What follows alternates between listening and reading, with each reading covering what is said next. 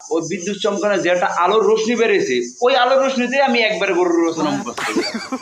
দেখছিস রাহান, স্কুলে যে একটা পরিবেশ, এখনকার পোলা পায় পড়ালেখা করতে চায় না। দেখছিস মনে কত সুন্দর শিক্ষা ব্যবস্থা, প্রতিটা রুমে এসি ফিট করা, ফ্যান ফিট করা। আর আমরা যে সময় লেখাপড়া করছি কত কষ্ট করে লেখাপড়া করছি, মোমের আলো দিয়া, ল্যাম্পের আলো দিয়া, হ্যাপার হেরিকেন দিয়া।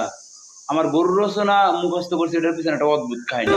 কি ওই একদিন আকাশে মেঘ করছে, প্রচুর বিদ্যুৎ চমকাইছে না, ওই বিদ্যুৎ চমকানো যে একটা আলোর রশ্মি বেরিয়েছে, ওই আলোর রশ্মিতে আমি একবারে গরুর রচনা মুখস্থ করলাম। আর এখনকার কি পড়ার আর অবস্থা। কাজ কি তুই? হ্যাঁ বেটা, বিশ্বাস করছ না? তেমন একটা কাহিনী নিবি। ক একদিন তো ওই হারেম স্যারের যে বড়টার ইংরেজি প্যাসেজ দিছি তো, কথা বুঝো? পরে মনে কর যে আশপাশে তো কোনো জায়গায় কারেন্ট নাই, তুই জানিস দেখা কি একটা অবস্থা।